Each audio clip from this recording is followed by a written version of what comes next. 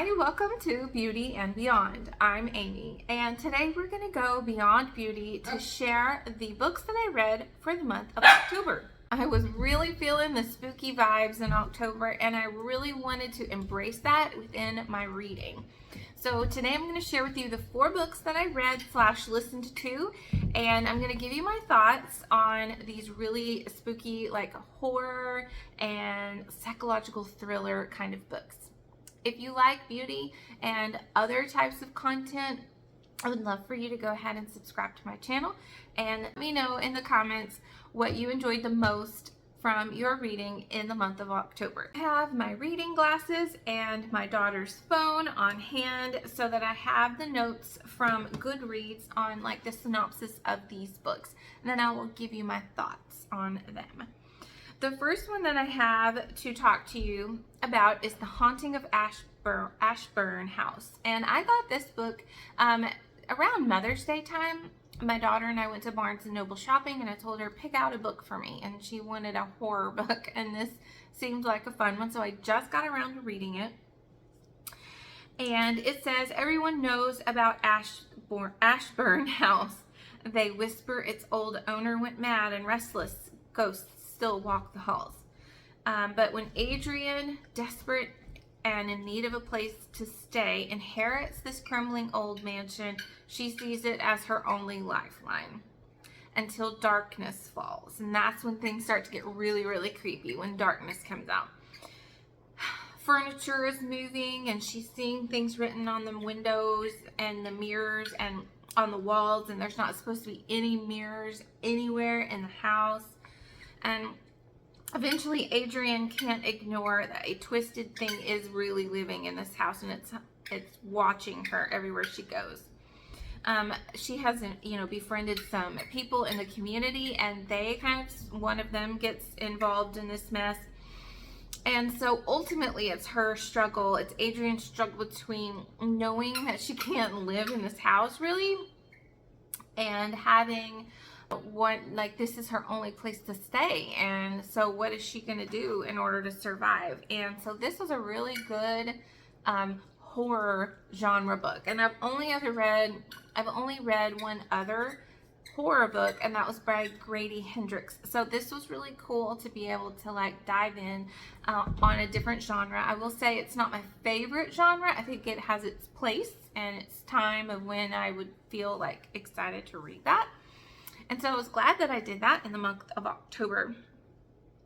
Next, I have for you, And Then She Was Gone. And it says, then she was 15, her mother's golden girl. Her whole life was ahead of her. And then in the blink of an eye, Ellie was gone. Now it's been 10 years since Ellie disappeared, but Laurel, her mom, never gave up hope of finding her daughter. And then one day, a man named Floyd sweeps her off her feet at a restaurant, and she suddenly meets his daughter, Poppy, who is, a very precocious 9-year-old girl, and she takes Laurel's breath away, and it's not because of her precociousness, it's because she's the spitting image of her daughter, Ellie, who disappeared. And so now she has this mystery to solve as to why is she reminding her so much of her daughter that's been gone for 10 years? And, what does this man Floyd have to hide? And this book went in all kinds of different places that I did not even expect at all. It was very, very creepy and spine chilling almost. And really sad in the end. I think it does have, a good happy ending, but the overall events that lead up to all of these things is really sad. And so I enjoyed this book though. It was a great book to read in the month of October because it was so creepy.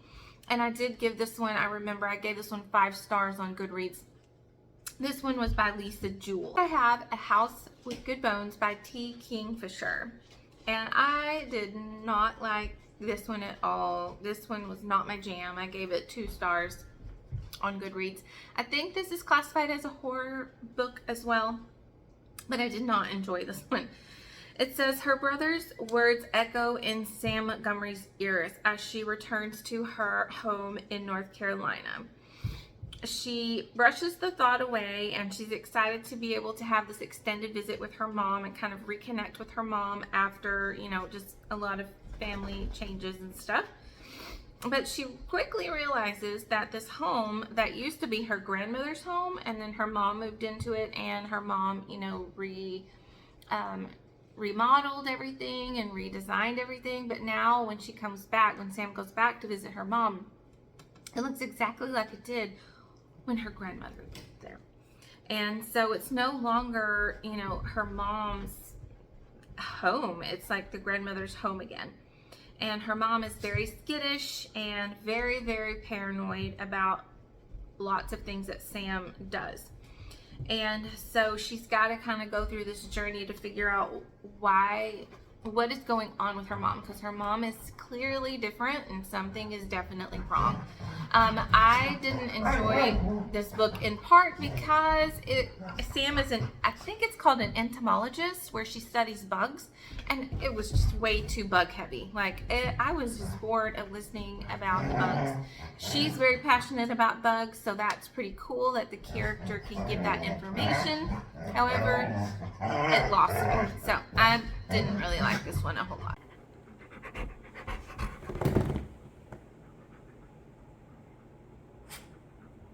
And lastly, this one was an audiobook, I know, and it is All the Dangerous Things by Stacy Willingham. And this one I also gave 5 stars because it was so unbelievably weird and creepy, and the twists and turns were just perfectly spaced throughout the book. Sometimes I feel like psychological thrillers like this are too quick to jump from one twist to another, and you just sort of get whiplash and going back and forth. But this one was perfectly timed, and it is about Isabella Drake and how her life changed when her son Mason was taken out of his crib in the middle of the night when her husband and her were asleep. And there's no evidence, and they really don't have any idea what in the world happened to Mason. They don't know if he's alive or if he's dead. They have no idea. And so Isabella Drake is now going down this rabbit hole of, you know, her and her husband don't make it in their relationship.